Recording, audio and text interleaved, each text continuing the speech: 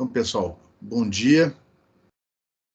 Na aula de hoje e na próxima aula, nós vamos estudar o espalhamento de uma onda plana por um cilindro condutor elétrico perfeito com seção reta circular.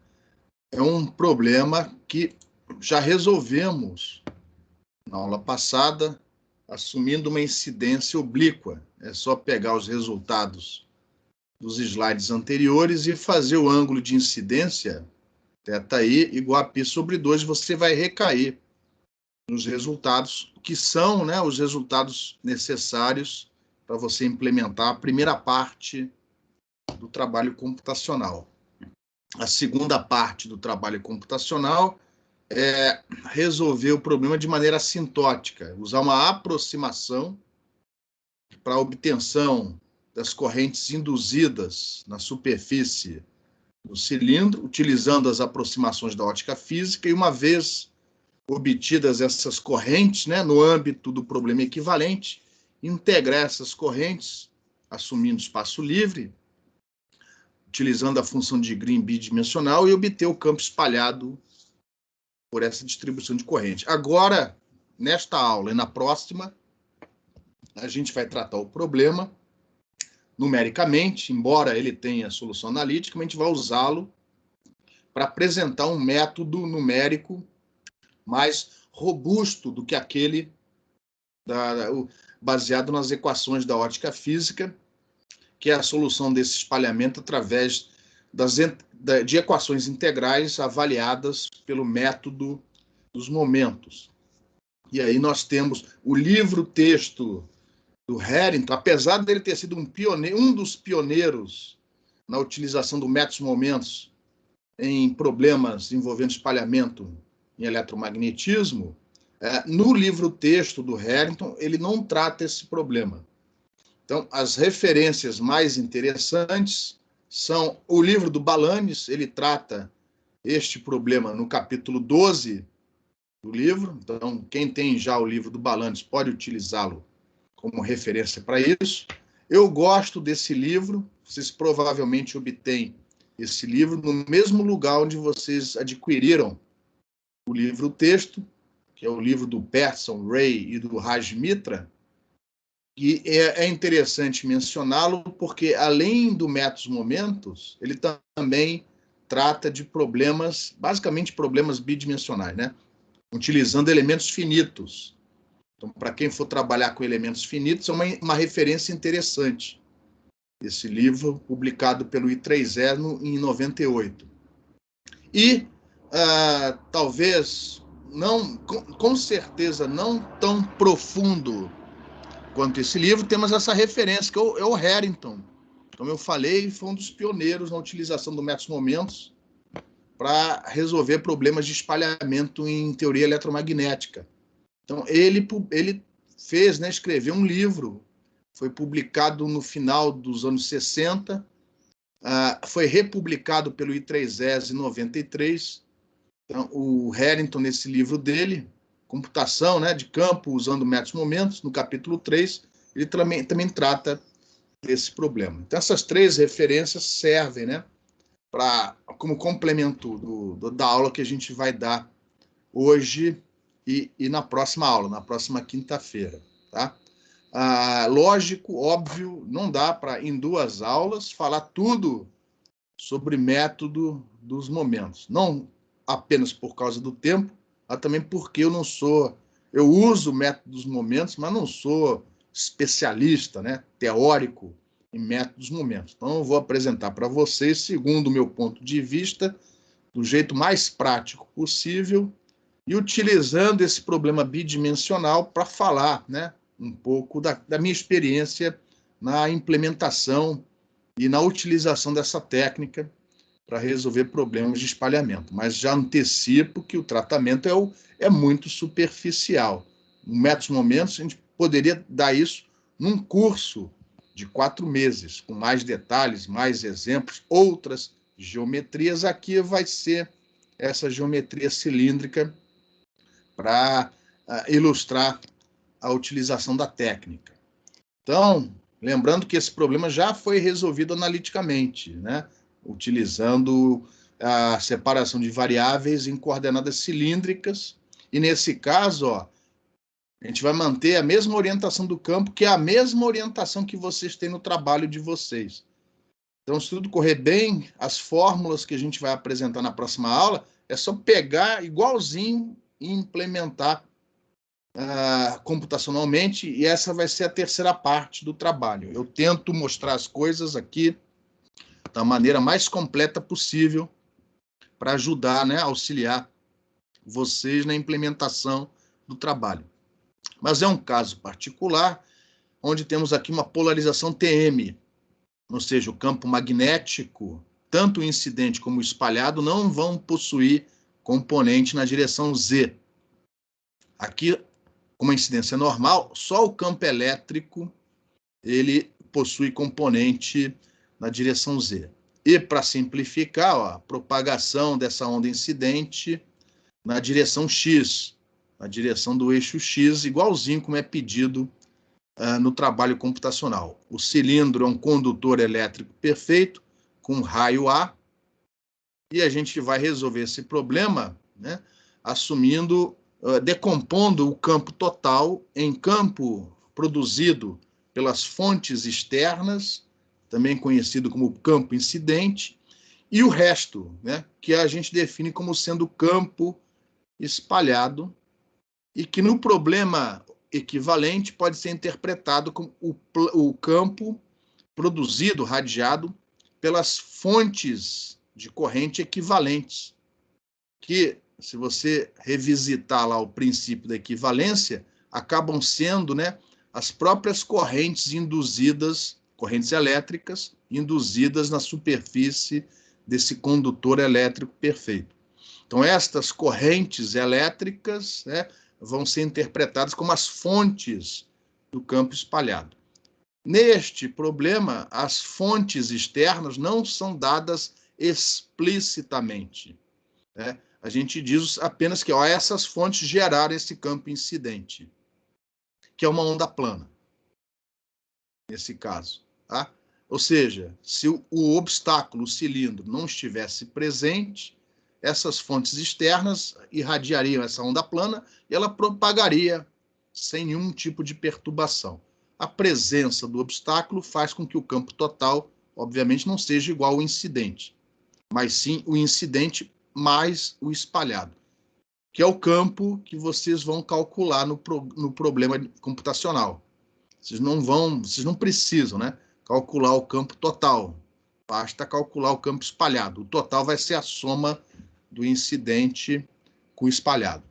Em relação a essa geometria e o que eu falei até o momento, alguma pergunta?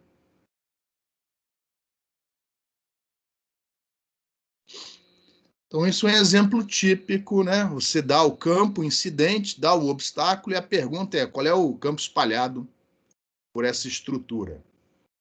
A formulação que a gente vai mostrar aqui, ela vai, em algumas situações, até para facilitar, né, a apresentação do método, vai assumir que o perímetro da seção reta é circular. Isso vai facilitar a apresentação da formulação. Mas com pequenas modificações, vocês podem adaptar a formulação para o caso onde realmente a gente precisa resolver numericamente o problema, que seria um cilindro com seção reta arbitrária, triangular, quadrada, enfim, né? Circular não precisa, porque já tem solução analítica para isso, né?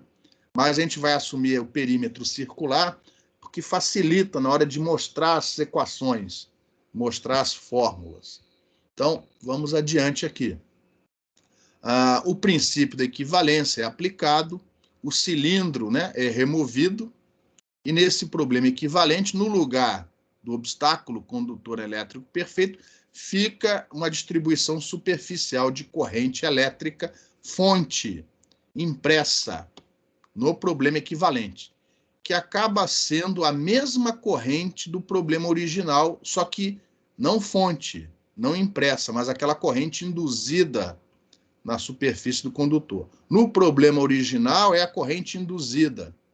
No problema equivalente, é a corrente impressa, a fonte, né, flutuando no espaço sem a presença do cilindro. E é essa corrente que a gente vai determinar e usar posteriormente para calcular o campo espalhado. Então, no problema equivalente, né, como ela está flutuando no espaço, a gente pode usar a função de Green do espaço livre. Como é um problema bidimensional, como a corrente não varia com Z, se você integrar em Z de menos infinito a mais infinito, você chega naquela função de Green bidimensional. É óbvio, a gente já vai partir, né, usando essa função e tratando um problema como um problema bidimensional. As condições de contorno que vão ser adotadas são duas. Por exemplo, a gente sabe que na superfície, né, do cilindro, no problema original, a corrente induzida, que acaba sendo a mesma do problema equivalente, ela é dada por N, a normal, a superfície, que aqui vai ser na direção ρ, já que é um cilindro, seção reta circular, N vetorial campo magnético. Lógico, campo magnético na superfície do cilindro. Só que aqui entra o campo total, então é o incidente mais o espalhado. Enquanto que para o campo elétrico, né, vocês sabem, a condição de contorno é componente tangencial do campo, as componentes tangenciais do campo elétrico nulas. Só que aqui, ó, é o campo elétrico total, então é o incidente mais o espalhado. A imposição desta condição de contorno sobre a componente tangencial do campo elétrico vai nos fornecer a equação integral do campo elétrico. Ou melhor, uma equação integral do campo elétrico, já que não é a única, né? Outras geometrias vão te dar outras integrais. Então, neste caso daqui, a imposição desta condição de contorno vai nos dar uma equação integral do campo elétrico, enquanto que essa daqui vai nos dar uma equação integral do campo magnético. E, em princípio, teoricamente, tanto uma como a outra podem ser usadas para obter a solução numérica. Depois a gente vai falar um pouquinho mais dos problemas de se usar apenas uma delas, né? O ideal nesta situação aqui é utilizar uma combinação das duas. A gente vai falar sobre isso depois.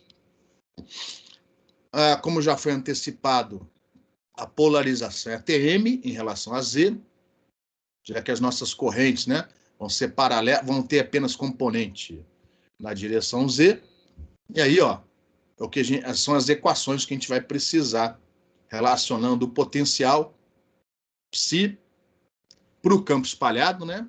Porque para o incidente a gente já sabe qual é o campo incidente. Então, para o campo espalhado, vamos ter um potencial psi S, S de espalhado, né?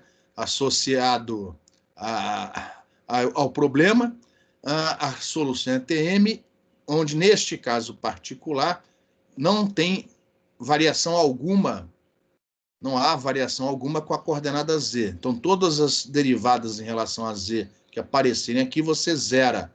Então, a componente ρ do campo elétrico é zero, componente φ também, além da componente Z do campo magnético. E acaba que nós vamos precisar trabalhar apenas com duas componentes de campo. A componente EZ, que é a que sobrou, que é, né, tangencial à superfície. Então, esta componente Z do campo elétrico vai entrar aqui, ó, nessa condição de contorno. Em outras palavras, a gente vai dizer que o EZ incidente tem que ser igual a menos o EZ espalhado quando ρ é igual a A. E observando que essa componente Z é proporcional ao potencial psi. Então, aqui não vai ter derivada nenhuma. Enquanto que esta condição de contorno, que envolve a densidade de corrente superficial em ρ igual a A, vai envolver, ó, a componente φ do campo magnético. Aqui, ó, já antecipamos, vai aparecer uma derivada em relação a ρ no nosso potencial. Tá? Não se esqueçam dessas relações. O campo espalhado, né, vai ser obtido através do potencial vetor magnético A, que, por sua vez, por ser um problema bidimensional e com uma corrente, no problema equivalente, uma corrente flutuando no espaço livre, vai ser dado por essa integral aqui, ó. Como é uma distribuição que existe, uma distribuição de corrente que existe só na superfície do cilindro, aqui é o cilindro visto de cima. Então, a gente está vendo aqui o contorno, né, o perímetro da seção reta. Como essa densidade de corrente só existe na superfície, essa integral não é uma integral de superfície, é uma integral de contorno, uma integral de linha, exatamente nesse perímetro da seção reta, do perímetro da seção reta do cilindro. Que aqui a gente vai assumir circular por comodidade. Ou seja, esse dl', esse infinitésimo de linha, aqui vai ser A vezes d', A vezes d'. Mas se fosse uma seção reta arbitrária, seria o infinitésimo de linha associado ao contorno daquele perímetro. Então, pelo fato de ser um círculo, a gente vai substituir isso daqui por A, que é o raio do cilindro, vezes d'. Se você quiser uma fórmula mais geral, você tem que deixar isso daqui em função do dl', tá? E, logicamente, que aí os nossos limites de integração vão de 0 a 2π. Se fosse uma coisa arbitrária, você teria que fazer o tratamento, né, desse problema segundo a geometria. Então, esse vai ser, ó, nosso potencial escalar na direção Z, na direção em que aponta a corrente. Esse é o nosso ψS. Substituindo esse ψS nas expressões anteriores, nós temos, por exemplo, a componente Z do campo elétrico espalhado e a componente φ do campo magnético espalhado em função, ó, dessa densidade superficial de corrente integrada no contorno. É daqui, ó, junto com as expressões do EZ e do Hφ e as condições de contorno, que vão sair as equações integrais do campo elétrico e do campo magnético, cuja incógnita, né, é a densidade de corrente induzida na superfície do cilindro. Uma vez obtida numericamente essa densidade de corrente, a gente integra, ou seja, usando uma equação parecida com essa, a gente integra para obter o campo espalhado. Mas aí, quando a gente usar a integral para obter um campo espalhado, o observador, dado pelo vetor ρ, não vai estar mais na superfície do cilindro, e sim suficientemente afastado. E o problema fica mais tranquilo. Por quê? Quando a gente aplicar a condição de contorno, o ρ vai estar no cilindro. E aí, ó, eventualmente o ρ e o ρ' vão coincidir. E a gente sabe que quando o argumento da função de Hankel tende para zero, você tem uma singularidade aqui. Então, na hora que formos tratar do problema para obtenção da equação integral, a gente vai ter que tomar cuidado com a singularidade que temos aqui na função de Green. Singularidade essa que também aparece na derivada. Então, a singularidade vai existir tanto para a equação integral do campo elétrico, como para a equação integral do campo magnético. Mas uma vez tratada a singularidade, uma vez resolvido o problema, quando o JS for conhecido, aí não vai ter mais problema nenhum, porque o observador não vai estar mais na superfície do cilindro, e aí você simplesmente integra isso aí numericamente e acha o campo espalhado pela densidade, irradiado, né, pela densidade de corrente. Em relação ao que foi dito até o momento, alguma pergunta? O resto é juntar as coisas e, principalmente, tomar cuidado com essa singularidade. A base que a gente precisa para obter as equações integrais você já tem. É isso daí. Agora é só manipular as equações e chegar no resultado. Tá? O mais trabalhoso daqui a pouco vai ser a remoção ou o tratamento dessa singularidade. Aqui vai ser mostrado como fazer para este problema. Outras geometrias terão seus próprios tratamentos, né? Como eu falei, não dá para falar sobre tudo em apenas 2 aulas. Então, a gente vai falar o que tiver que falar para esse problema bidimensional. Então, para obtermos o psi-s, a gente precisa obter, né, a densidade de corrente induzida. Para isso, a gente pode não só usar a condição de contorno associada à componente tangencial do campo magnético, como também podemos usar essa outra condição de contorno aqui, ó. Lembra que basta impor uma delas para que a solução seja única. Então, a gente vai começar primeiro usando esta condição de contorno sobre a componente tangencial do campo elétrico. Isso vai nos dar a equação integral do campo elétrico. Depois, a gente vai, ó, resolver o problema de novo, só que usando esta condição de contorno aqui. Então, começando com essa condição, lembrando que neste problema, campo elétrico só tem componente na direção Z, essa condição de contorno em ρ igual a A significa que a componente Z do campo elétrico incidente tem que ser igual a menos a componente Z do campo espalhado em ρ igual a A, para que a soma dos dois dê zero, que é a condição de contorno. Nunca se esqueça, a condição de contorno é sobre o campo total. Só que o campo espalhado, né, a componente Z do campo elétrico espalhado, o negativo dela, é dado por essa expressão. Ó. Ou seja, a gente tem que obrigar que J ômega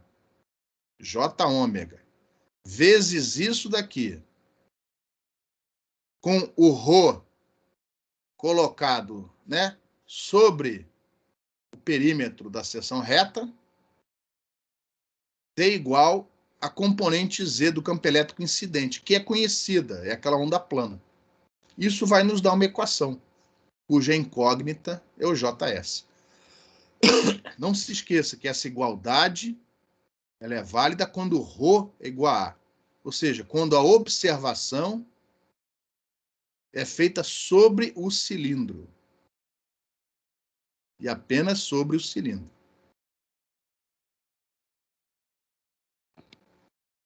A componente Z do campo elétrico, segundo o nosso enunciado, é dado por isso. Ó. Ele só tem componente na direção Z, propaga na direção X. Arbitrariamente eu impus aqui uma amplitude é 0. Aí você pode pôr o valor que você quiser. E como a geometria, né, é circular, ao invés de escrever isso como... Não é preciso, não é necessário. Né? Mas nestas equações, para simplificar, como o nosso contorno é circular, ao invés de escrever x, eu vou escrever a, no caso ρ, né? ρ igual a A, cosseno de φ. Mas não precisa, você pode implementar desse jeito, e x vai ser a coordenada do ponto onde você estiver observando o seu campo incidente sobre o cilindro. Escrevendo dessa maneira, ó, você tem uma fórmula que vale para qualquer tipo de contorno. Aqui, como ele é circular, ao invés de x, eu já vou escrever como ρ cosseno φ, onde o ρ é igual a A. E, consequentemente, ó, esta equação e esta equação, junto com esta componente Z do campo elétrico, vão nos dar esta equação integral aqui, ó, onde eu já substituí o dl' por A dφ'. A integral no perímetro é uma integral em φ' de 0 a 2π. Esse J já cortou com esse J. O ômega já entrou aqui multiplicando o μ. Ômega mi também é igual a K vezes zeta. Então, se você quiser trocar ômega mi por K vezes zeta, fica à vontade. E essa equação tem que ser avaliada para o vetor ρ igual a A, que multiplica cosseno φ na direção x mais seno φ na direção y, ou seja, observação sobre o cilindro. E o ρ', obviamente, o ρ' tem que estar sempre sobre o cilindro, porque ele localiza a fonte que está sobre o cilindro. Então é a mesma expressão, só que trocando o φ por φ'. E aqui fica mais claro, né?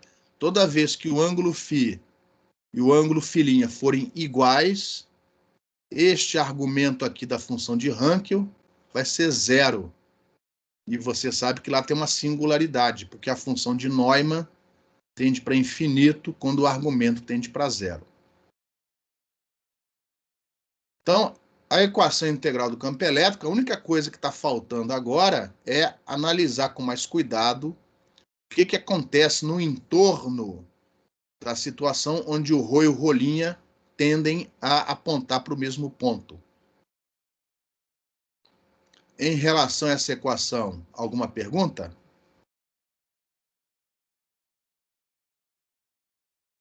Bom, então, vamos prosseguir. Então, observe que o integrando apresenta singularidade toda vez que o ρ e o ρ' forem iguais. Tá? Nesta nossa geometria, assumindo contorno circular, isso é a mesma coisa que falar φ igual a φ'. A remoção dessa singularidade é essencial para o sucesso do método. Isso daí não é o computador que vai fazer para você. Infelizmente, ainda não chegamos no tempo do Capitão Kirk. O cara fala assim, computador, resolve isso para mim. Aí o computador conversa com você e resolve. Você que tem que implementar, você que tem que programar. Então, se você programar isso direito, o resultado do método talvez tenha mais precisão. E implementar direito significa que antes de implementar, você tem que sentar, papel, lápis, borracha e fazer algumas contas. Tem um tratamento analítico antes, que a gente vai mostrar para esse caso. Para outras geometrias, ou você vai procurar nos livros, nos artigos, né, nos periódicos, ou você vai propor o seu método de remoção de singularidade. Se for um método extraordinário, de repente até rende o seu próprio artigo no periódico. Aqui a gente vai mostrar o que é feito tradicionalmente, que é um problema bidimensional, que já foi resolvido há mais de 60 anos, então isso é mais conhecido que nota falsa. Em relação a esse slide, alguma pergunta? Não? Vamos prosseguir. Singularidade. O que eu fiz aqui? Ó? Vou voltar lá para trás. Ó. Nossa geometria é essa. Onde o vetor ρ, o ponto de observação, está vindo cá pertinho do ρ', da nossa fonte, né, de corrente para aquele caso específico, para aquele ponto de integração específico. Tá? Então está lá o ρ paradão, e você está integrando de 0 a 2π. Eventualmente, o ρ', o φ', né, começa a chegar perto do ponto de observação. E se a superfície aqui for suave, eu vou dar um zoom nessa figura, um zoom tão grande, tão grande, tão grande, que no entorno desse ponto, o contorno se parece com uma linha reta. Então, se eu der um zoom muito grande nessa figura, no entorno desse ponto, ó, no entorno desse ponto, no limite do φ e o φ' tendendo para o mesmo valor, eu vejo essa figura aqui. Ó. Então, não se esqueça, essa linha aqui, na verdade, representa um zoom naquele nosso contorno, que neste problema eu estou assumindo como sendo circular. Então, para facilitar aqui a visualização, eu trouxe o observador um titiquinho para fora da superfície, para fora do contorno. Lógico que eu vou ter que fazer o limite desse delta tendendo para zero. Mas para a gente enxergar melhor os limites, eu estou fazendo, ó, antes, né, é o ponto de observação um pouquinho para fora do contorno. Então, ele está delta aqui, ó, para fora. Então, está aqui o vetor ρ localizando o meu observador. O observador está aqui. E aqui está o rolinha. O rolinha tem que estar sempre sobre o contorno, porque é lá que está a corrente. E aí, eu dei um zoom tão grande, tão grande, tão grande, que o contorno, desde que eu não tenha nenhuma aresta nessa região do cilindro, esse contorno é praticamente, ó, nessa região, um segmento de reta. E aí eu vou usar aqui uma variável de integração neste contorno, nesta porção do contorno, que eu chamei de Cy, nessa porção do contorno, eu vou usar uma variável de integração L', que vai de menos epsilon até mais epsilon.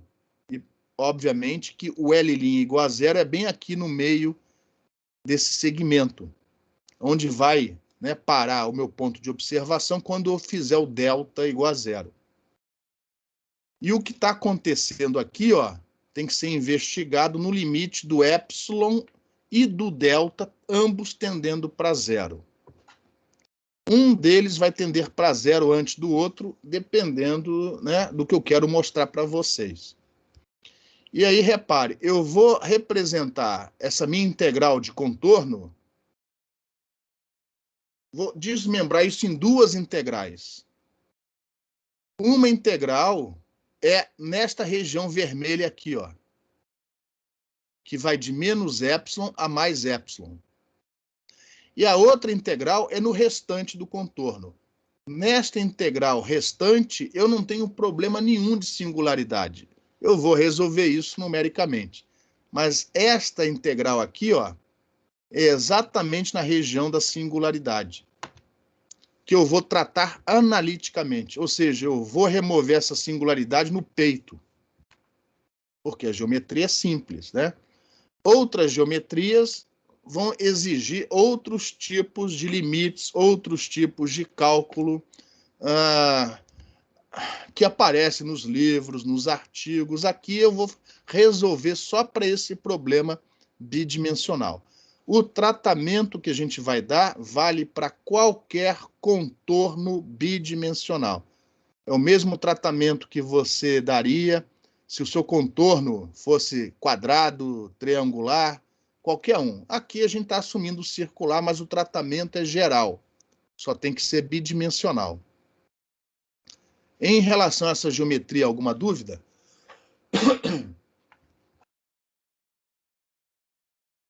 Então, vamos prosseguir. Então, na integral do slide anterior, aparece dentro do argumento da função de Hankel, aparece lá módulo de ρ menos rolinha. Nessa figura, ó, módulo de ρ menos rolinha, essa hipotenusa aqui, ó. Olha para a transparência, ó. Essa hipotenusa, ligando um ponto ao outro, ó. Rolinha e ρ. E aqui temos um triângulo retângulo. Repare, este lado daqui do triângulo, este cateto, é L'. Enquanto que este outro cateto é delta, de acordo com a figura. Então, módulo, neste caso daqui, neste limite do epsilon e do delta tendendo para zero, eu vou substituir módulo de ρ menos rolinha pela raiz quadrada de delta ao quadrado mais L' ao quadrado. Lembrando que L' é a nossa variável de integração. Ela vai de menos epsilon até mais epsilon. Eu só estou preocupado com este segmento aqui. O resto não tem importância. No resto do contorno não há singularidade. Eu só quero saber o que acontece, ó, nesta parcela da integral. Consequentemente, ó, a função de Hankel, para este caso, tem um argumento tendendo para zero, né? Porque o delta tende para zero. O L' também tende para zero, porque o L' está entre menos epsilon e mais epsilon. no limite do epsilon tendendo para zero, o L' também tende para zero. Então, esse argumento tende para zero como esperado. Aí você vai lá no livro de matemática, você vai ver aqui a função de Hankel, né, de ordem zero, segunda espécie, é proporcional a menos, é igual nesse limite do argumento tendendo para zero a menos J2 dividido por π, logaritmo do argumento. E o argumento, ó, é dado por essa expressão, onde eu já substituí o módulo de ρ menos ρ' por essa raiz quadrada. Outra aproximação, como a superfície é suave, né, a fonte dessa onda plana está lá no infinito, então não há motivo nenhum de você ter comportamento errático, singular, dessa distribuição de corrente aqui, ó. Eu não sei qual é a corrente, não calculei a corrente, mas com certeza ela não vai ir para infinito, ela não vai fazer nenhuma bobagem aí. Então eu vou assumir, como esse contorno, né, esse segmento está tendendo para zero, eu vou assumir que a variação da corrente dentro do integrando é muito, muito, muito menor do que a variação dessa Hankel. Essa Hankel tende lá para menos infinito. A derivada dessa Hankel é enorme. A variação dessa função é grande. Então, perante a variação dessa Hankel, o JS praticamente não varia. Eu posso, por exemplo, dizer, olha, para este integrando aqui, ó, o JS é uma constante, cujo valor é o valor no centro do segmento. Lembrando que esse segmento está tendendo para zero, está tendendo para um ponto. Então, esse JS, neste tratamento aqui, ó, no limite, eu vou dizer que é constante e vou passar para fora da integral. Dentro da integral vai ficar só esse cara daqui. E aqui está a integral. Neste limite. Acontece que essa integral, ó, repare que vai de menos epsilon a mais epsilon, e o integrando é par. Então, essa integral é a mesma coisa que 2 vezes a integral de 0 a epsilon.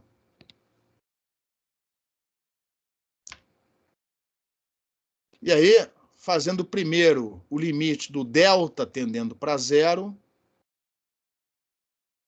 eu já sumi com esse delta. Ao sumirmos com o delta, fica a raiz quadrada de L' ao quadrado. Como aqui o L' é positivo, raiz quadrada de L' ao quadrado é o próprio L'. Então, eu não preciso tomar cuidado com o módulo de L'. Como ele é positivo, módulo de L' é o próprio L'. E essa integral sai no braço. Tá esse resultado aí. Só que faltou fazer o epsilon tendendo para zero. E a pergunta é, puxa, quando o epsilon tende para zero, que limite, qual é o limite desse cara? Porque o logaritmo tende para menos infinito, mas esse epsilon tende para zero. Quem é que vai para zero mais rápido? O epsilon vai para zero mais rápido ou é o logaritmo que vai para infinito mais rápido? Qual deles vence? Aí você precisa de um conhecimento extra. Dá para mostrar? Não vou provar para vocês, isso tem um monte de livro na internet.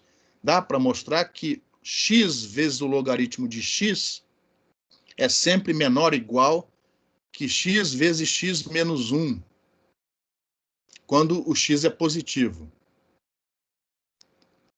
E x que multiplica x menos 1, quando o x tende para zero, tende para zero. O x tende para zero, esse negócio vai para zero. Como isso é sempre maior que x logaritmo de x, acaba que x vezes logaritmo de x, quando o x tende para zero, tende para zero. Em outras palavras, o x vai para zero mais rapidamente do que o logaritmo de x para infinito, para menos infinito. Então, ó, o limite desse cara é zero. O que que isso significa? Isso significa que este ponto, ou seja, quando você vai calcular a contribuição daquela corrente exatamente no observador colocado sobre aquela corrente, aquela contribuição, lógico, levando em conta todas as correntes do contorno. A contribuição que vem daquele ponto é zero. A contribuição que vem deste ponto é zero. E, consequentemente, a integral do contorno não tem nenhuma singularidade quando você integra. Quando você integra, não tem nada indo para infinito. A contribuição que vem deste ponto é nula. E a gente diz o seguinte, que a gente, ao tratarmos a singularidade da maneira como foi feita, nós estamos achando o valor principal daquela integral, ou o valor principal de Cauchy. Eu não sei se vocês já viram isso na graduação. Isso geralmente é visto quando a gente estuda variáveis aleatórias, variáveis complexas.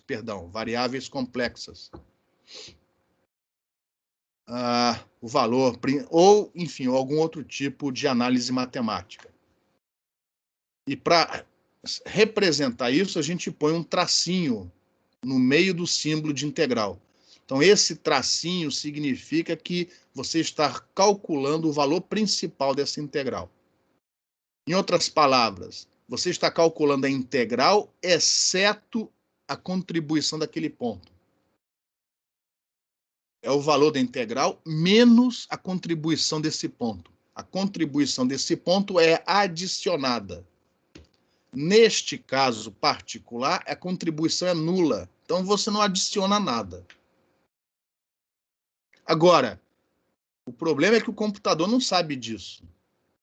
Se você implementar desse jeito como está aqui no computador, é óbvio, na hora que ele fizer o do loop lá para você calcular numericamente a integral, se coincidir do φ' ser igual ao φ, o computador vai chiar. Então, apesar de você não ter contribuição vinda do ponto singular, você tem que implementar isso direito. Na próxima aula, quando a gente for tratar do método dos momentos, eu vou mostrar uma maneira de você implementar isso direito. Mas eu já vi alunos implementando de outras maneiras e deu certo, porque a geometria é simples. Talvez, se fosse uma geometria mais arbitrária, talvez não desse certo. O que um aluno fez? Simplesmente, na hora de calcular a integral, ele usou quadratura gaussiana par e evitou, consequentemente, ter um ponto de integração coincidindo exatamente com o centro do segmento.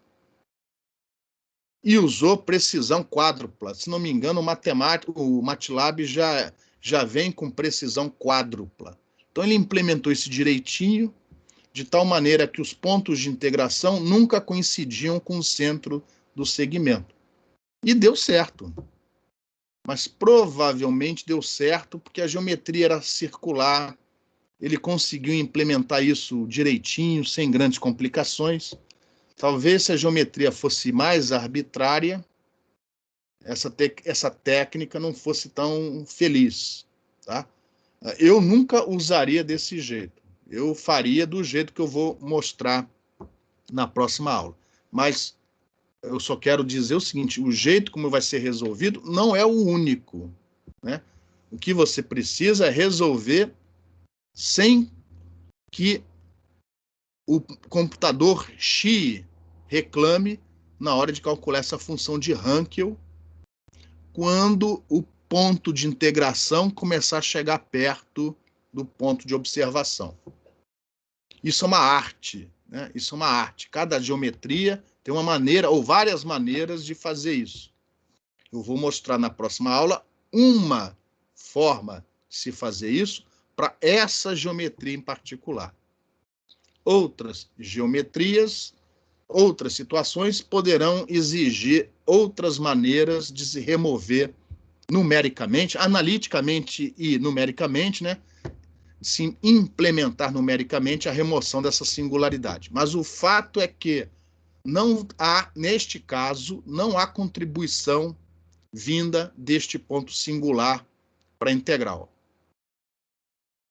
Em relação ao que foi dito, alguma pergunta?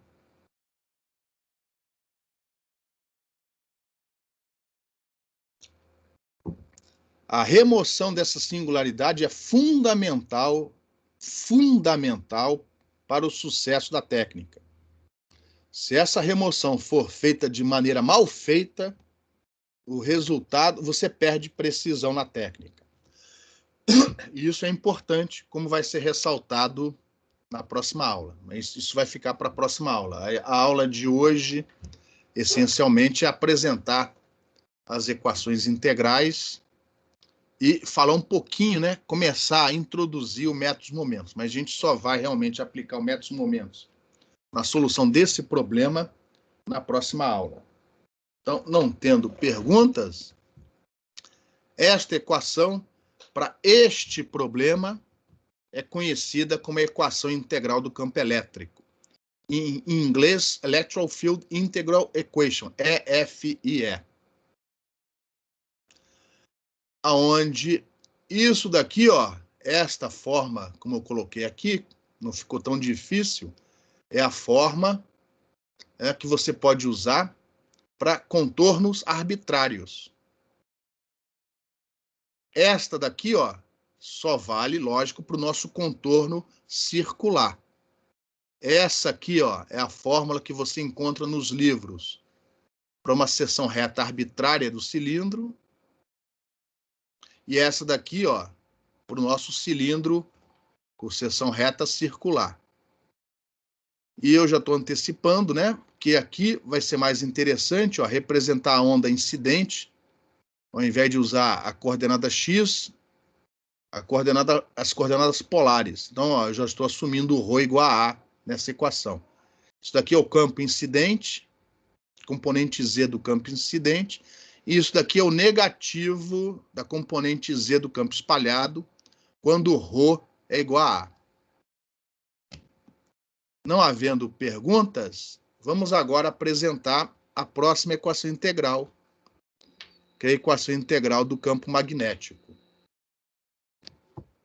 Então, é possível a gente chegar numa outra formulação integral partindo desta condição de contorno.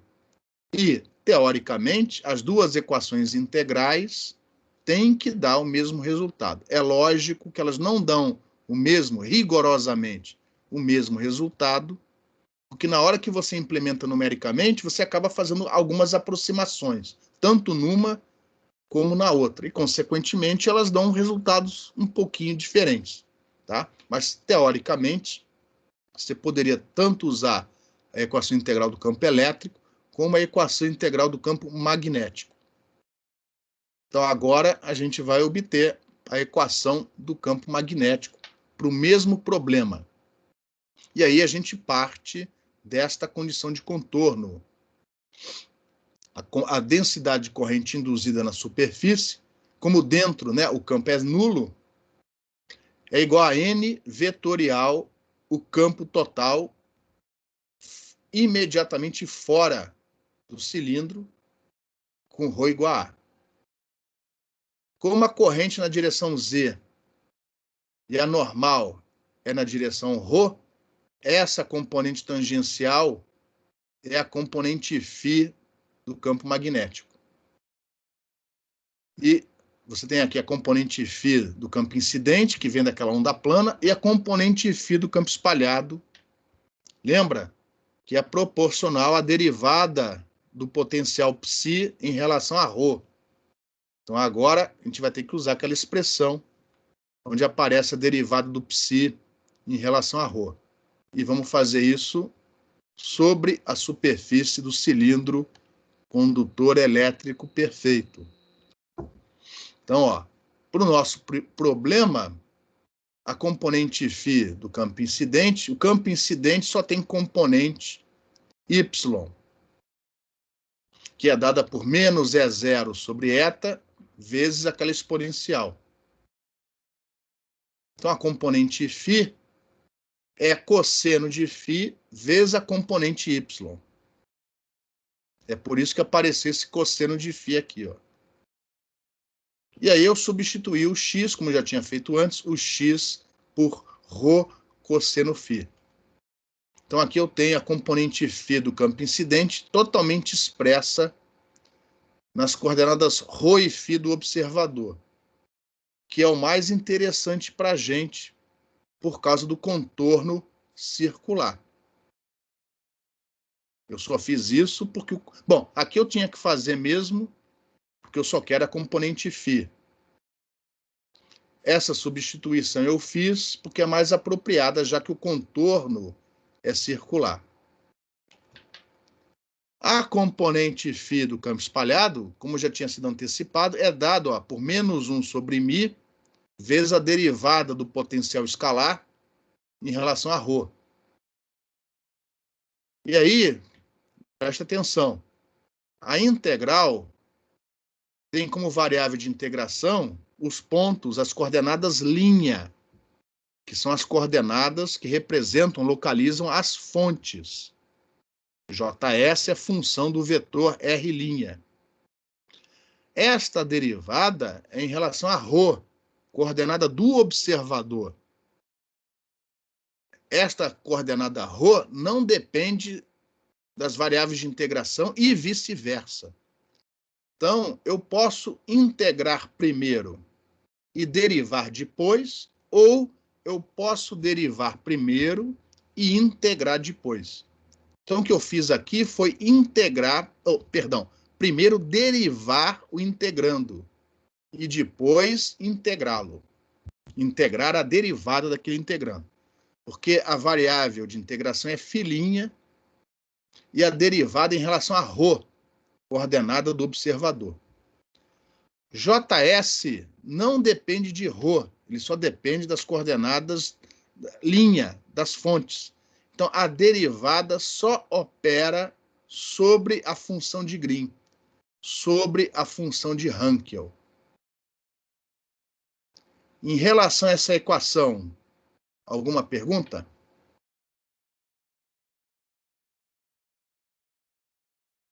Então, antes de prosseguirmos, nós temos que resolver avaliar essa integral.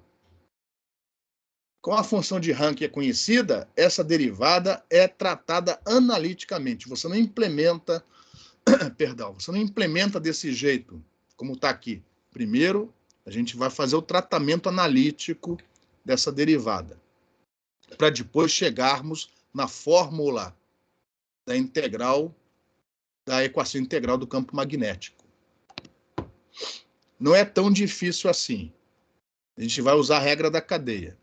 A gente vai primeiro integrar a função de Hankel, por isso que apareceu esse aqui, linha, ó. Esse Hankel com essa linha é a derivada da função de Hankel em relação ao argumento. E depois você deriva o argumento. Por isso que apareceu esse K aqui, ó. Esse K vem da derivada do argumento. Então, o que está faltando é derivar em relação a ρ um módulo de ρ menos ρ'. Então, para isso, a gente vai expandir essa subtração, né, nas suas componentes vetoriais. Então, tá lá. Módulo de ρ menos ρ, lembra que ρ é o vetor que localiza o observador. Por exemplo, x na direção x mais y na direção y. Ρ' localiza a fonte de corrente. X' na direção x mais y' na direção y. Logo, o módulo de ρ do vetor ρ menos o vetor ρ' é a raiz quadrada de x menos x' ao quadrado mais y menos y' ao quadrado. Porque é bidimensional, né? Não tem z nesse problema. Se fosse tridimensional, teria um terceiro termo aí. Z menos z' ao quadrado. Mas aqui não. Só que, como é um problema bidimensional, e porque o contorno é circular, eu não vou querer usar as coordenadas cartesianas. Se fosse um contorno arbitrário, talvez, ó, essa fosse a maneira... Ah, não, perdão, estou falando bobagem. Aqui eu não quero usar a cartesiana mesmo por causa da derivada. Eu esqueci que ainda tem que fazer a derivada. Então, aqui eu não quero, por causa da derivada, ó, por causa disso aqui, eu não quero usar as coordenadas cartesianas. Então, sem problema. O x você troca por ρ cosseno φ, e o y você troca por ρ seno φ.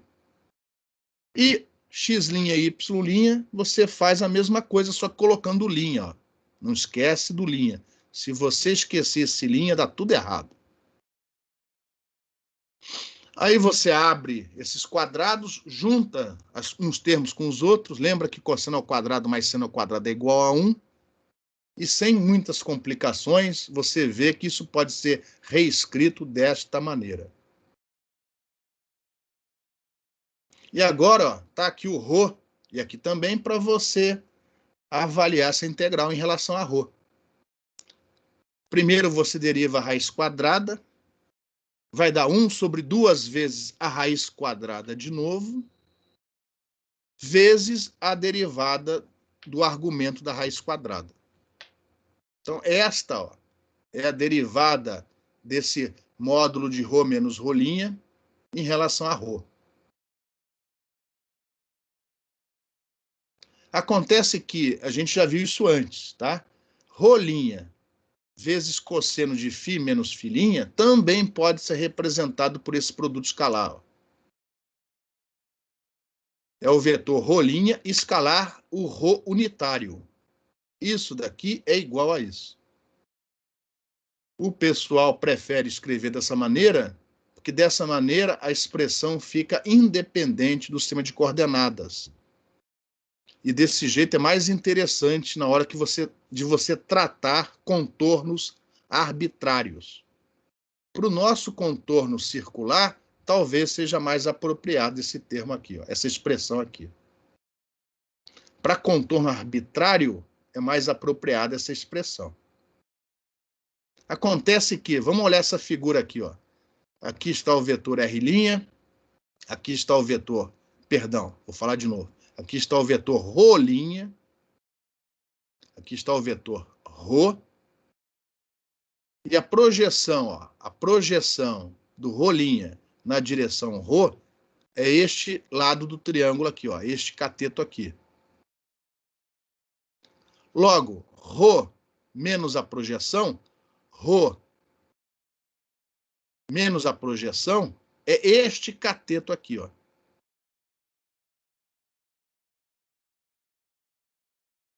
Então você tem ρ menos a projeção dividido pelo módulo de ρ menos ρ'.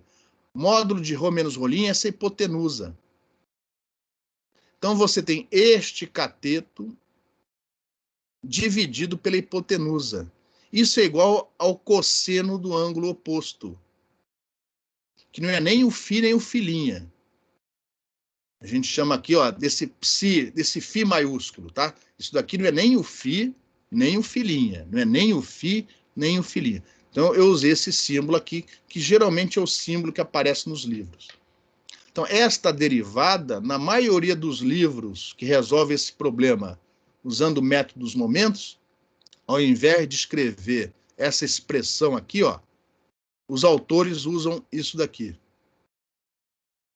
Mas isso daqui é exatamente isso daqui. E no nosso caso do contorno circular, isso daqui é igual a isso. Em relação a essa passagem, alguma pergunta?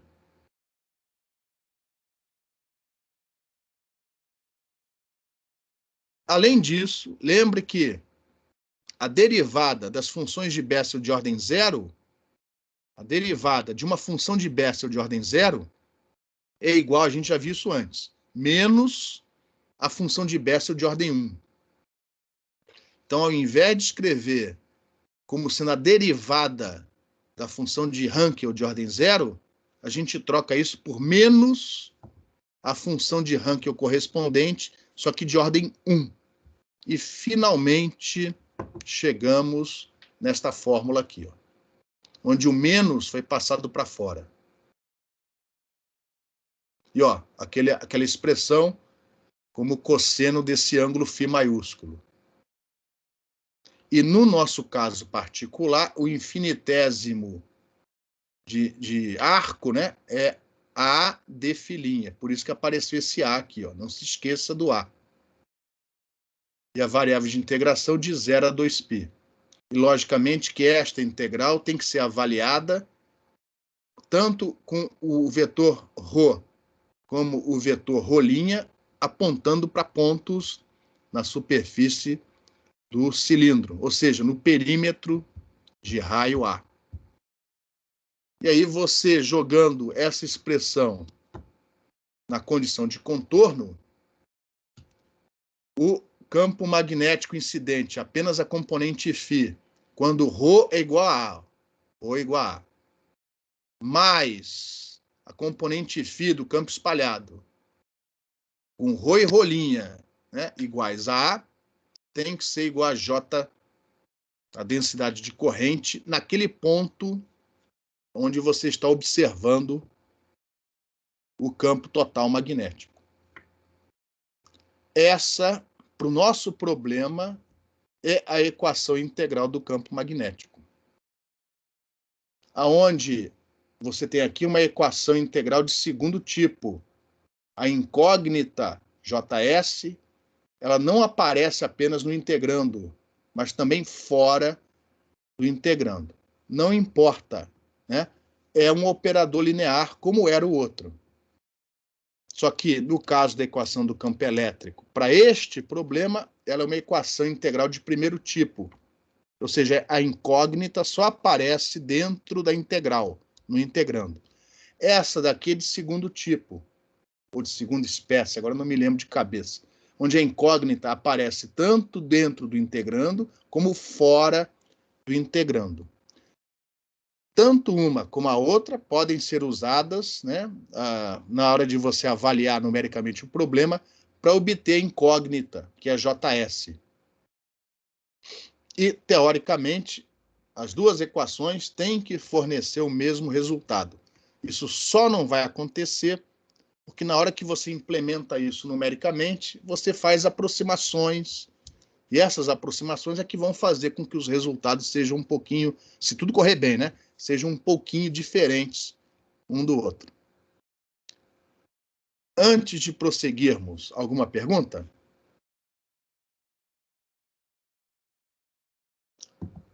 Vocês estão experts, em métodos momentos, né? Isso aqui é uma revisão. Então tá legal. Não se esqueça, lembra para não ter que voltar depois atrás. Aqui está a parcela associada ao campo incidente, isso é conhecido. Aqui está a parcela associada ao campo espalhado, que é desconhecido. E essa soma é igual a JS. Então não se esqueça que aqui é JS. Eu estou falando isso porque, do mesmo modo como feito para a equação integral do campo elétrico, esta daqui também tem um ponto singular. Então, observe que, apesar de ser função de Hankel de ordem 1, aqui é uma função de Hankel de ordem 1.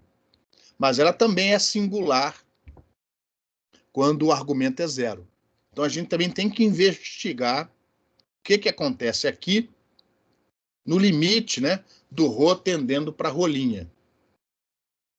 E a gente vai fazer igualzinho como foi feito antes. Só que antes, a função de Hankel era de ordem 0. Aqui é de ordem 1. A singularidade é mais forte do que o caso anterior. E, além disso, tem esse termo aqui, ó, que não aparecia antes. Então, eu já vou antecipar que aqui, ó, o ponto singular tem uma contribuição. Ele tem uma contribuição. É finita, mas tem uma contribuição. Essa contribuição vai ser explicitada. Ou seja, a gente vai puxar essa contribuição daqui de dentro. Essa contribuição é função do JS. E ela vai ser combinada com essa daqui, ó. Por isso, daqui a pouco, o JS vai aparecer JS dividido por 2. É porque é esse JS mais a contribuição que vem daqui de dentro. E aí o resto da integral tem que ser avaliada segundo o valor principal de Cauchy. Ou seja, você vai integrar em todos os pontos, menos no ponto singular. Porque a contribuição daquele ponto já vai ser explicitada e combinada com esse cara daqui. Então é isso que a gente vai fazer agora para completar a obtenção da equação integral do campo magnético. E mais uma vez a gente faz o limite igualzinho como a gente fez antes. O que vai mudar é o integrando. Então, repare, é a mesma figura. É a mesma figura que eu usei antes. Então, eu vou pegar o contorno, a integral é no contorno fechado, eu vou quebrar esse contorno em dois abertos. Um, que é aquele que vai de menos epsilon até mais epsilon, e o que sobrar, o resto. O resto não me importa, porque o resto não tem singularidade. Aí você resolve do jeito que você quiser. Simpson, quadratura gaussiana, aí você resolve do jeito que você quiser. MATLAB, sem MATLAB. O problema é essa daqui, ó, no limite em que o epsilon e o delta tendem para zero. É isso que a gente vai fazer aqui. Então, repare, no integrando, a função de Hankel, mais uma vez, aparece com o módulo de ρ menos ρ' no argumento. Da mesma maneira como foi feito antes, esse módulo de ρ menos ρ', que é essa hipotenusa que aparece aqui, ó, é a raiz quadrada de delta ao quadrado mais L' ao quadrado. A função de Hankel agora é de ordem 1. Então, a expressão é outra. Não é mais aquele logaritmo. É pior, é uma singularidade mais forte. Ela é proporcional ao inverso do argumento. Então, no lugar do módulo de ρ menos ρ', ó, eu coloquei a raiz quadrada. E faz que nem receita de bolo, né? Reserva isso para mais tarde. Falta o JS, vai ser tratado rigorosamente como foi feito antes, ou seja, a gente vai assumir que ele é constante neste intervalo aqui, né? No limite em que o epsilon tende para zero, a gente vai dizer que ele é pouco, comparado com isso daqui, isso aqui não varia quase nada, então a gente vai dizer que tem o valor do JS observado exatamente no meio do segmento. E um termo a mais que apareceu aqui, que é esse bichinho aqui, ó. Esse cosseno desse ângulo φ maiúsculo. Aí fica melhor usar a expressão, né, que a gente tinha obtido antes. Lembra que, sempre lembrando que é o limite do epsilon e o delta tendendo para zero, é ρ menos a projeção do ρ' na direção de ρ. A projeção de ρ' na direção de ρ é este cara daqui, ó. Este cateto aqui, ó. Logo, ρ menos a projeção é o delta. Então, este numerador, no limite do epsilon e do delta tendendo para zero, é delta. E o módulo de ρ menos ρ' é dado por essa raiz quadrada. Então, este cosseno de φ aqui, ó, nesse limite, é dado por delta dividido pela raiz quadrada. E aí vamos jogar isso tudo no integrando e ver o que acontece no limite do epsilon e do delta tendendo para zero. Antes de prosseguirmos, alguma pergunta?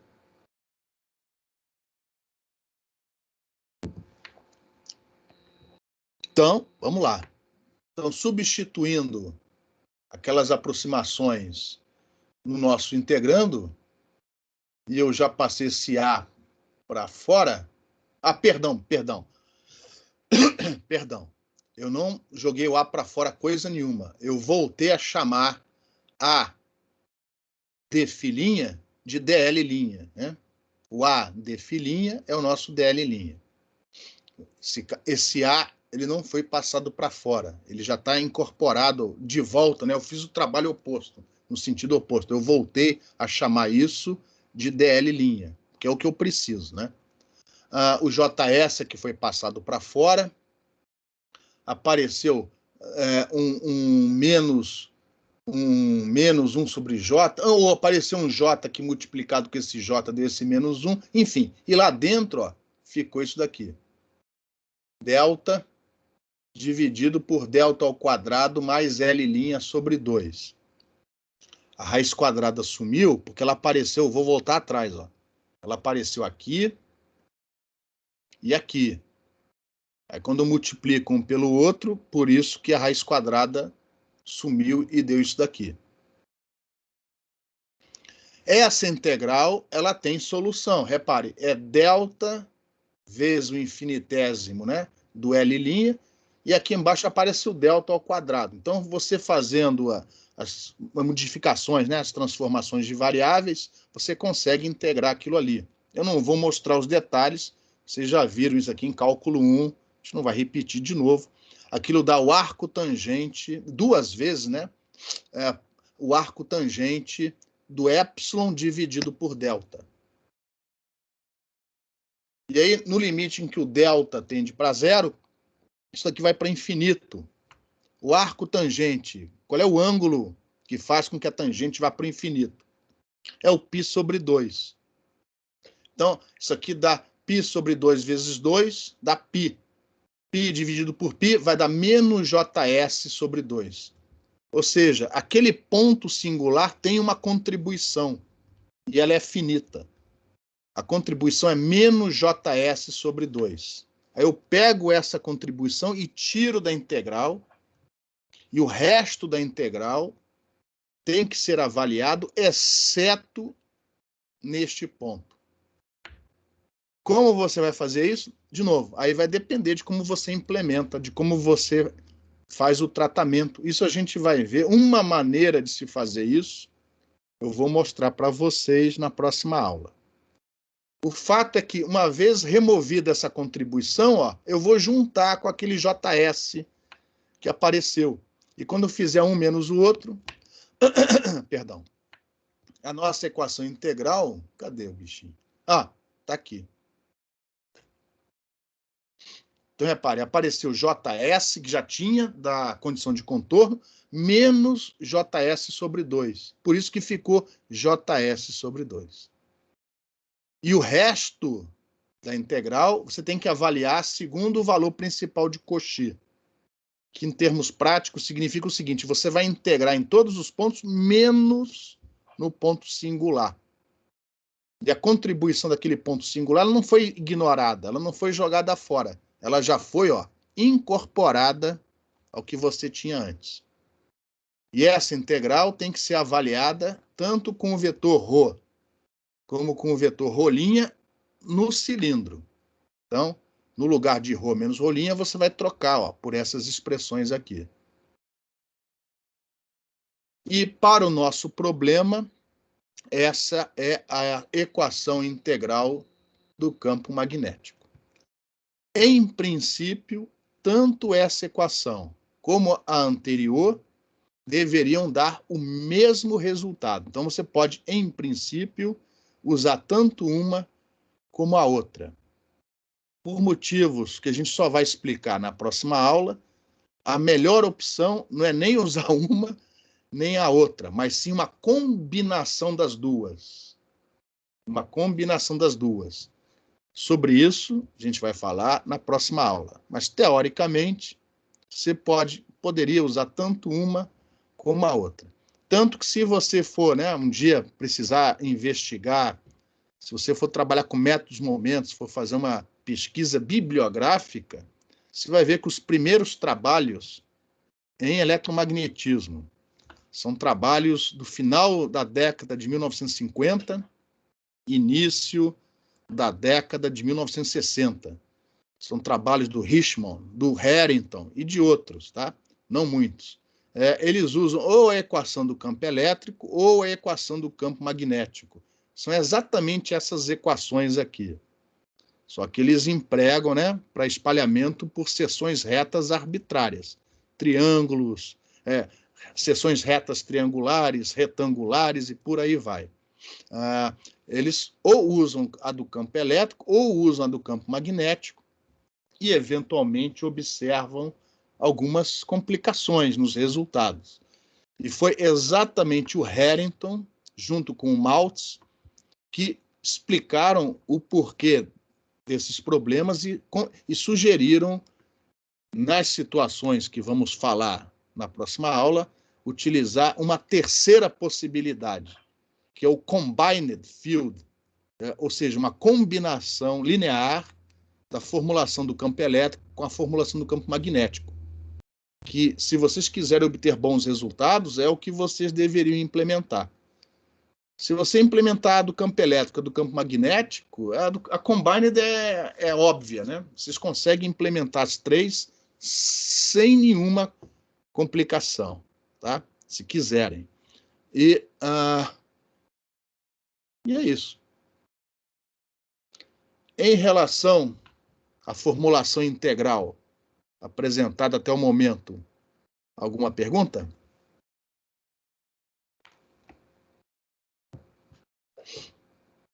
Lógico que ainda fica aquelas coisas, mas como é que eu vou implementar isso? A gente vai mostrar equação por equação para o contorno circular na próxima aula. Então, vocês não precisam ficar preocupados. O que eu vou aproveitar, né? Aproveitar que ainda tem alguns poucos minutos de aula, é começar, para adiantar, né? A falar um pouquinho sobre o método dos momentos. Lembrando que aqui eu não vou dar nenhum rigor matemático para vocês. Vou falar de uma maneira bem rasteira, bem superficial. O método momentos, ele pode ser empregado para resolver numericamente qualquer operador linear. Então, se vocês pegarem aquele livro do Peterson e do Mitra, vocês vão ver que o método momentos pode ser empregado tanto para equações integrais, como é o nosso caso, como também para equações diferenciais. Pode ser empregado para qualquer tipo de operador, desde que, né, seja um operador linear. Aqui a gente vai empregar nas equações integrais. Como você sabe, a integração é uma operação linear, é um somatório. Nós não vamos dar os detalhes necessários. Vocês encontram esses detalhes ou nesse livro, como eu já tinha mencionado, ou até mesmo no livro do Harrington, sobre método dos momentos, tá? Não no livro texto, em outro livro que o Harrington publicou uns 7, 8 anos depois de ter publicado o livro texto. Então, a ideia é muito simples. Então, ao invés de escrever aqui as integrais, eu vou escrever desse jeito aqui, ó. Tá? L é um operador linear. Ele opera em cima desses desconhecidos. Esse desconhecido aqui é a nossa densidade. E, através do conhecimento, né, do comportamento do problema numa certa situação, no nosso caso, é na superfície do cilindro, através das condições de contorno. Eu igualo essa operação em uma região que depende da geometria, né? No nosso caso, é o cilindro, a superfície do cilindro. Eu igualo a uma função, ou um vetor, enfim, conhecido, que aqui eu estou chamando de FI. No nosso problema, é o campo incidente. Ou vai ser a componente Z do campo elétrico incidente, no caso da equação integral do campo elétrico, ou é a componente φ do campo magnético incidente, no caso da equação integral do campo magnético. O fato é que essa função F aqui, ó, ou vetor F, enfim, depende de como você escreve isso, é conhecido. Isso aqui é conhecido. O que nós não conhecemos é o JS. Enfim, aí tem aquele blá, blá, blá de sempre. O L é um operador linear. No nosso caso, esse operador, né, essencialmente, na equação do campo elétrico, é a integral de linha, né, sobre o perímetro, ou seja, sobre a corrente, né, na superfície do cilindro. No caso da integral de segundo tipo, de segunda espécie, é a integral mais aquele JS sobre 2 que ficou do lado de fora. Tá?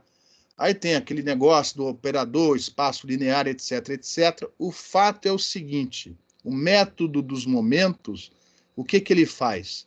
A gente pega este desconhecido, JS, e representa isso num somatório de funções. Ah, perdão, antes disso. Então, só para deixar claro, nos nossos problemas, quem é o FI e quem é o operador. Então, se você olhar lá atrás, a expressão da equação integral do campo elétrico, deixa eu voltar lá atrás para não ficar muito, né, complicado. Já está mais do que complicado, deixa eu tentar não complicar muito mais. Vou voltar lá atrás. Ó, esta é a equação integral do campo elétrico para o nosso caso. Esta é a função FI, ó. É a componente Z do campo elétrico incidente na superfície do cilindro. E esse é o nosso L de JS, ó. Esse operador aqui, ó, operando em cima do JS. Esse é o nosso FI, esse é o nosso operador sobre JS. No caso da equação integral do campo magnético, a gente acabou de obter, estou voltando lá para frente. Essa é a nossa equação integral. Esse é o nosso FI, é a componente φ do campo magnético na superfície do cilindro. E esse é o operador JS. Não é só a integral, não. É tudo isso daqui. Porque a soma também é uma operação linear. Tudo isso daqui é que é o nosso operador sobre JS para essa equação integral.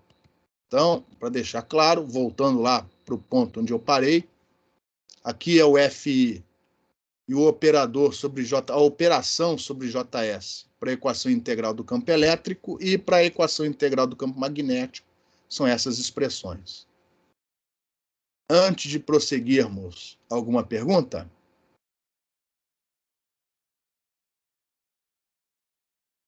Agora sim. Isso são as equações integrais. Até aqui não tem nenhuma novidade. A gente só definiu o FI e a operação sobre JS, né? Obrigando essa operação a ser linear. Se não for linear, isso que a gente vai falar agora não vale, como vai ficar óbvio, né? O que é o método dos momentos? Agora sim, a gente vai pegar o desconhecido, que neste problema é a densidade, né, desconhecida de corrente na superfície do cilindro, e vamos representar isso como um somatório,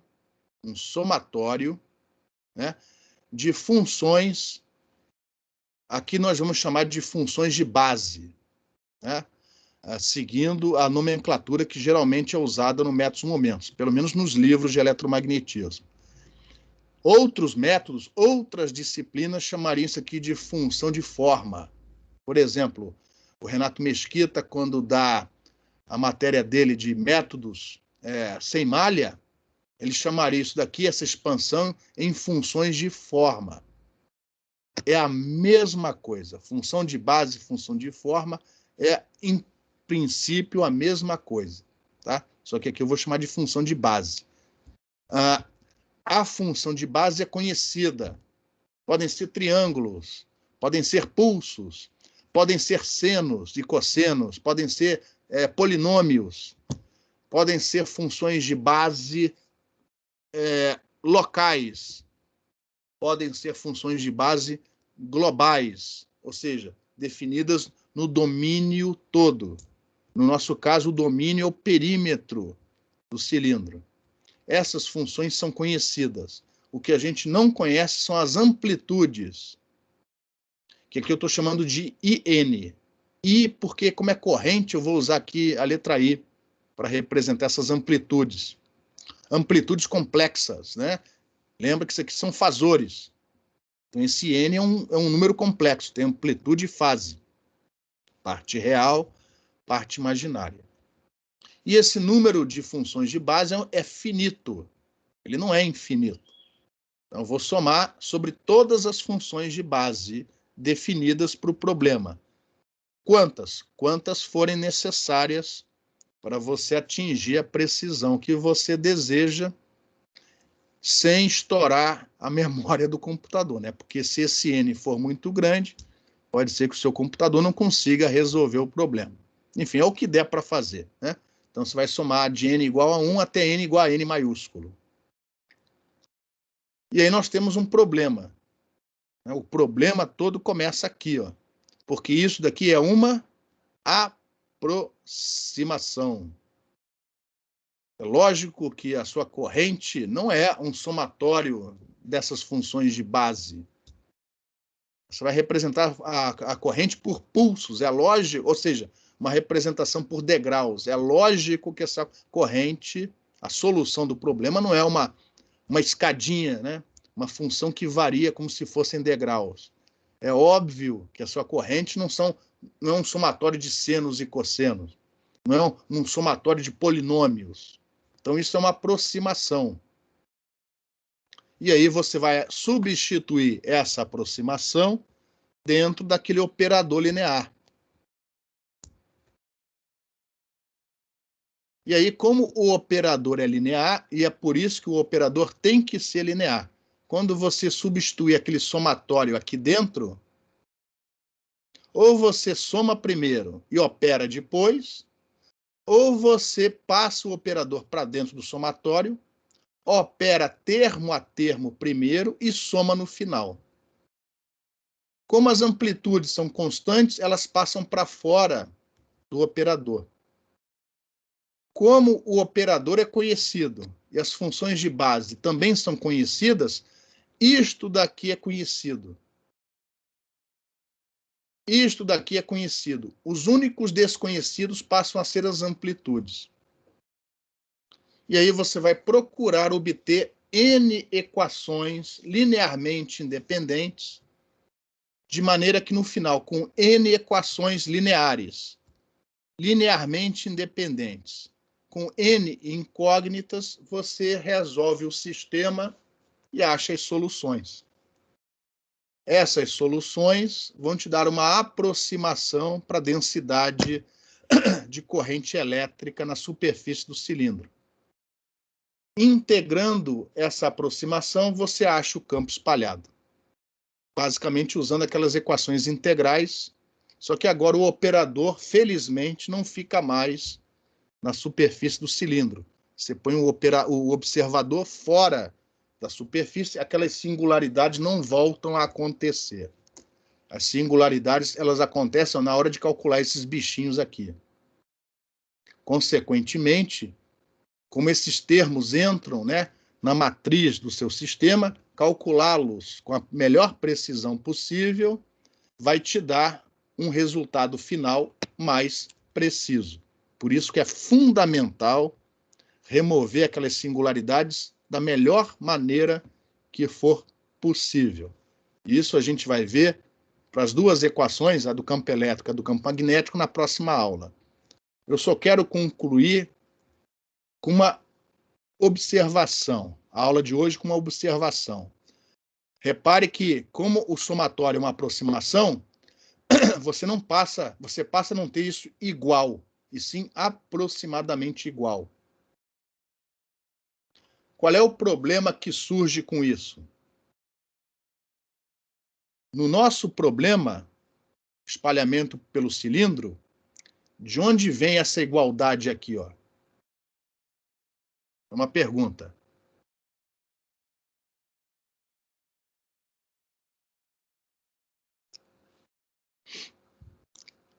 É uma questão filosófica, mas fundamental para a solução não só desse problema, mas de qualquer problema numérico envolvendo eletromagnetismo, né? Se vocês estão fazendo essa disciplina é porque provavelmente alguns de vocês vão trabalhar com isso, não apenas com métodos momentos, mas com algum outro método. De onde vem, no nosso caso, de onde vem essa igualdade aqui, ó? Vou voltar atrás. De onde vem, ó, isso igual a isso? Isso igual a isso. De onde vem? O que isso, essa igualdade representa? É a condição de contorno? As condições de contorno, exatamente. Isso, igual a isso, aplicado, né, na superfície do cilindro, vem das condições de contorno. Exatamente, é a imposição das condições de contorno, tanto para a equação integral do campo elétrico, como para outra. E aí eu aproximei isso daqui, ó. A corrente não é isso. É aproximadamente igual a isso. E, consequentemente, na hora que eu substituo aqui, ó, isso passa a ser aproximadamente igual.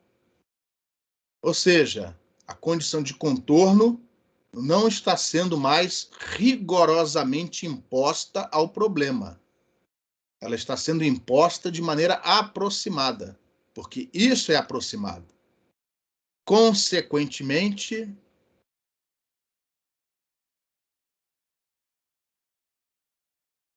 uma pergunta. Consequentemente, o que é que acontece? O que está acontecendo? A partir do momento que isso aqui vira uma aproximação.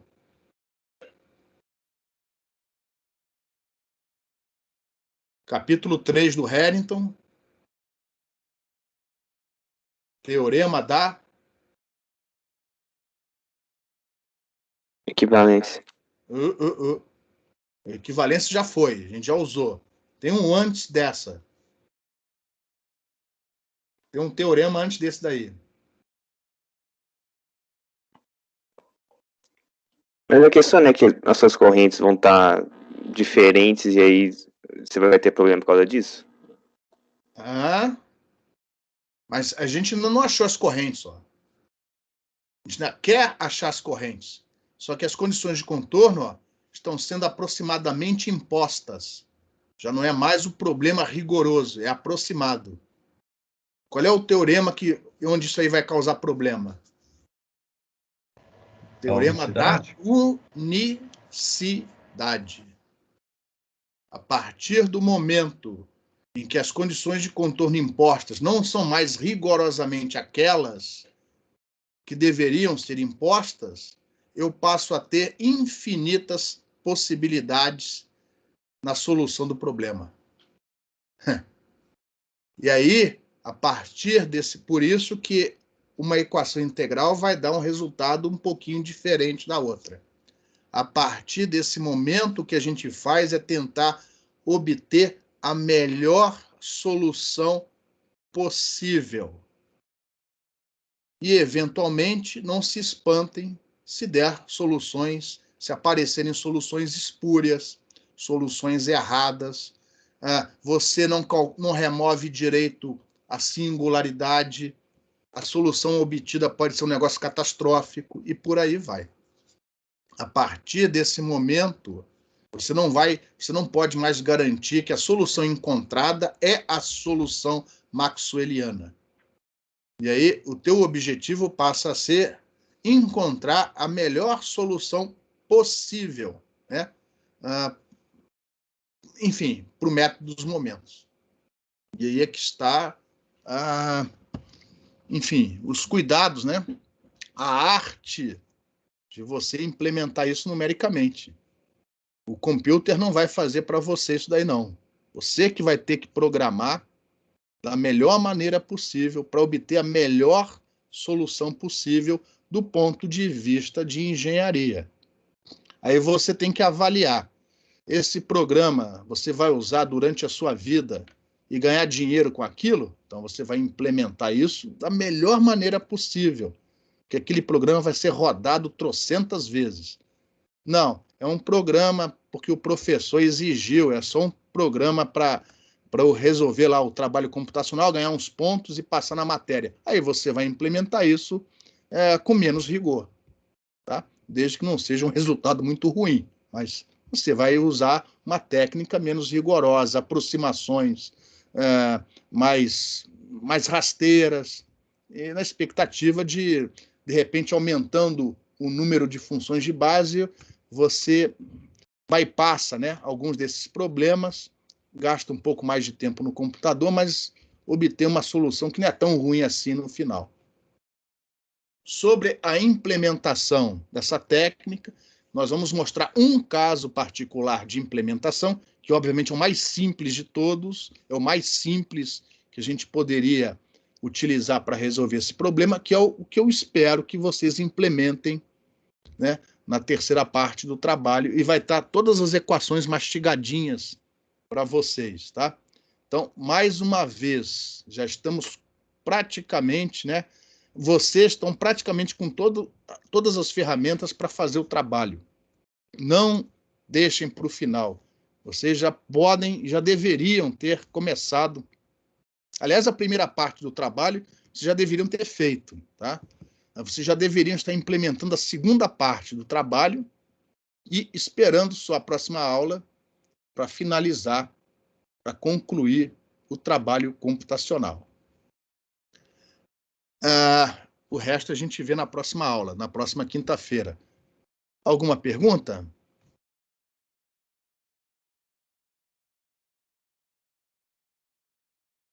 Então, se não houver mais nenhuma pergunta, eu vou finalizar a apresentação, eu vou interromper aqui a gravação.